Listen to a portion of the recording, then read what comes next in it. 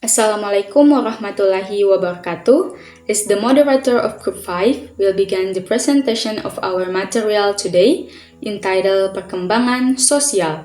But before present our material, let me introduce our group members, starting with myself, Siti Nafida DJ.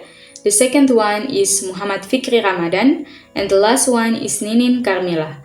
There are 5 topics from our material that we will cover today. Pertama, pengertian perkembangan sosial. Kedua, bentuk-bentuk tingkah laku sosial. Ketiga, teori perkembangan psikososial. Keempat, faktor-faktor yang memengaruhi perkembangan sosial. Dan yang kelima, upaya mengembangkan sikap sosial peserta didik. Yang pertama adalah perkembangan sosial. Perkembangan sosial merupakan kematangan yang dicapai dalam hubungan sosial. Perkembangan sosial dapat pula diartikan sebagai proses belajar untuk menyesuaikan diri terhadap norma-norma kelompok, moral, dan tradisi, serta meluburkan diri menjadi satu kesatuan dan saling berkomunikasi dan kerjasama. Interaksi sosial adalah kebutuhan kodrati manusia yang diperoleh melalui pengalaman bergaul dengan lingkungan sejak usia dini. Dalam Islam, tanggung jawab sosial ditekankan sebagai bagian dari tugas sebagai khalifah di muka bumi untuk menjaga ketertiban, menegakkan keadilan, dan mewakili Allah.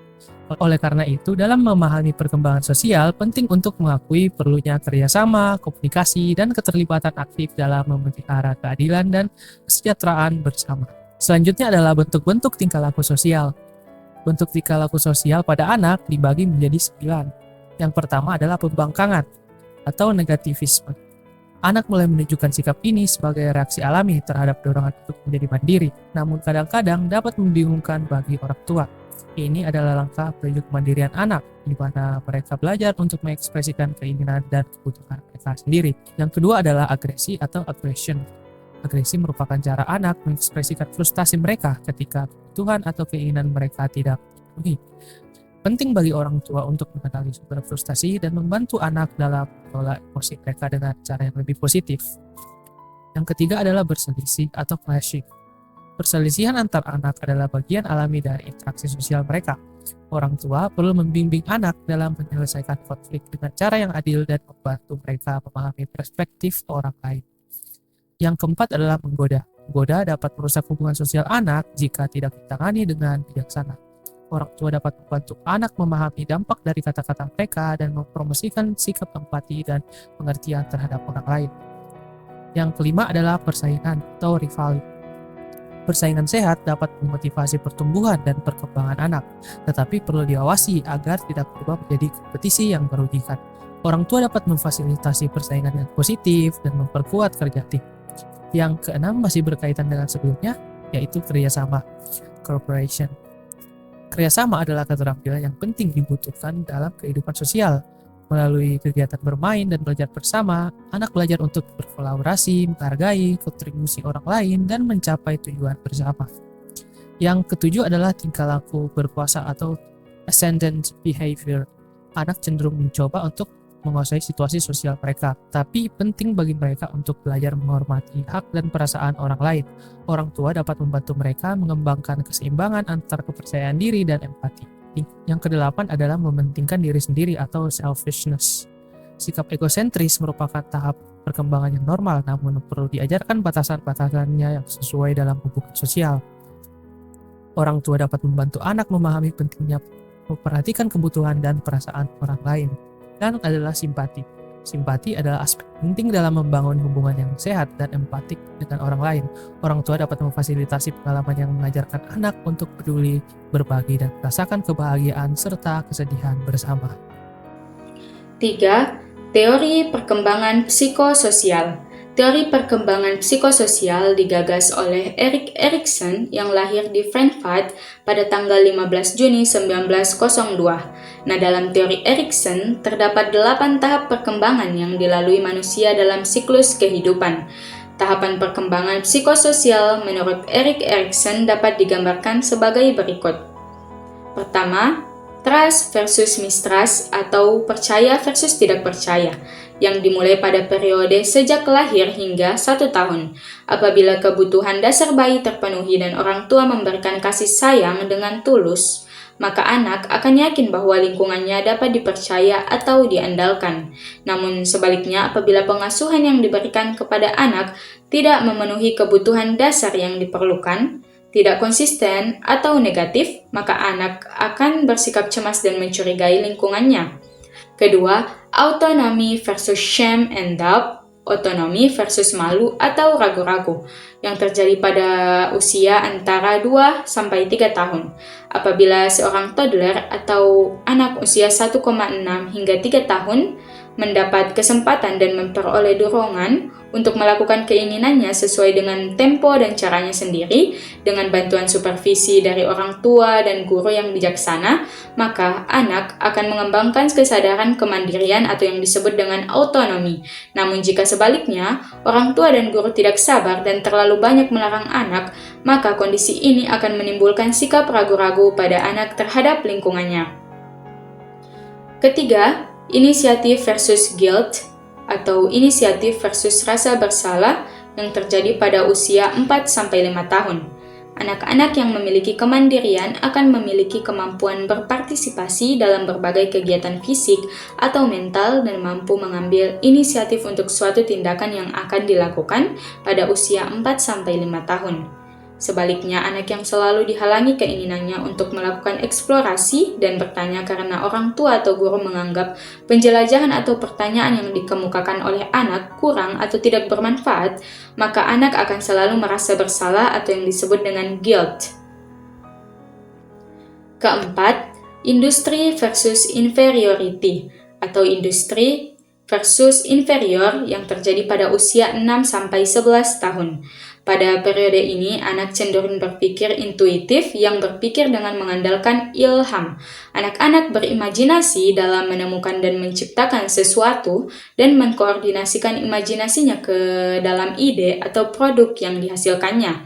Jika ini tidak dilakukan guru atau orang tua, maka muncullah sikap tidak kompeten dan tidak produktif pada diri anak atau yang disebut dengan inferiority. 5. Ego identity versus role confusion atau identitas diri versus kekacauan peran yang terjadi pada usia 12-18 atau 20 tahun. Pada tahap ini, remaja atau individu dihadapkan pada pertanyaan yang berkaitan dengan identitas kediriannya atau ego identity. Seorang remaja menggunakan kemampuan berpikir hipotetiknya untuk mencari jawaban-jawaban yang berkaitan dengan identitas dirinya. Orang-orang yang gagal memiliki identitas diri akan gelisah karena memiliki kejelasan terhadap identitas dirinya. Mereka bisa menjadi pengembara atau drifter identitas diri. Keenam, intimasi versus isolation atau keintiman versus pengasingan yang terjadi pada usia 18, 19 hingga 30 tahun. Orang-orang yang telah memiliki identitas diri akan memasuki fase keintiman hubungan dengan orang lain. Nah, pada periode ini, individu termotivasi untuk berhasil melalui hubungan sosial. Individu belajar membentuk keintiman dalam proses pembentukan identitas yang tetap dan berhasil. Jika keintiman tidak berkembang, maka individu akan mengalami yang namanya isolasi. Ketidakmampuan melakukan hubungan sosial menyebabkan seorang individu mengalami frustasi dan introspeksi diri untuk menemukan kesalahan. Ketujuh, generativity versus stagnation atau perluasan versus stagnasi yang terjadi pada usia 20 hingga 50 tahun. Orang-orang yang berhasil menjalin hubungan intim akan berpartisipasi terhadap kelangsungan hidup generasi selanjutnya. Namun orang-orang yang tidak mampu menjalin hubungan intim dengan orang lain pada usia sebelumnya akan mengalami kemandegan atau stagnasi dan tidak melakukan apa-apa untuk generasi berikutnya. Terakhir, integrity versus despair atau integritas dan kekecewaan yang terjadi pada usia 60 tahun ke atas. Nah, kehidupan mereka akan menjadi lebih baik, menimbulkan rasa puas dan akhirnya terciptalah integritas. Namun, orang-orang yang mengalami kemandegan pada masa sebelumnya akan mengalami kekecewaan pada periode ini. Kondisi paling berat yang dihadapi manula adalah kesepian. kenangan, dan penyesalan. Mereka yang berhasil mengembangkan integritas diri mungkin juga masih memiliki penyesalan, tetapi mereka mampu berdamai dengan masa lalu. Baik, selanjutnya adalah faktor-faktor yang mempengaruhi perkembangan sosial. Yang pertama ada keluarga. Keluarga merupakan lingkungan pertama yang memberikan pengaruh terhadap berbagai aspek perkembangan, termasuk perkembangan sosial. Kondisi dan tata cara kehidupan keluarga merupakan lingkungan yang kondusif bagi sosialisasi anak. Proses pendidikan yang bertujuan mengembangkan kepribadian lebih banyak ditentukan oleh keluarga. Pola pergaulan, etika berinteraksi dengan orang lain banyak ditentukan oleh keluarga. Yang kedua adalah kematangan. Untuk dapat bersosialisasi dengan baik, diperlukan kematangan fisik dan psikis sehingga mampu mempertimbangkan proses sosial. Memberi dan menerima nasihat orang lain memerlukan kematangan intelektual dan emosional. Yang ketiga, status sosial ekonomi. Kehidupan sosial banyak dipengaruhi oleh kondisi sosial ekonomi keluarga dalam masyarakat. Perilaku anak akan banyak memperhatikan kondisi normatif yang telah ditanamkan oleh keluarganya. Yang keempat, pendidikan. Pendidikan merupakan proses sosialisasi anak yang terarah. Hakikat pendidikan sebagai proses pengoperasian ilmu yang normatif, anak memberikan warna kehidupan di dalam masyarakat dan kehidupan mereka di masa yang akan datang. Yang kelima, kapasitas mental, emosi dan intelijensi. Kemampuan berpikir dapat banyak mempengaruhi banyak hal, seperti kemampuan belajar, memecahkan masalah, dan berbahasa. Perkembangan emosi berpengaruh sekali terhadap perkembangan sosial anak yang berkemampuan intelek tinggi dan berkemampuan berbahasa dengan baik. Oleh karena itu, jika perkembangannya seimbang, maka akan sangat menentukan keberhasilan perkembangan sosial anak.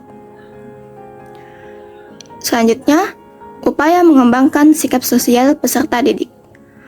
Ada beberapa langkah yang dapat dilakukan pendidik untuk mengembangkan sikap sosial peserta didik, antara lain yang pertama, melaksanakan pembelajaran kooperatif.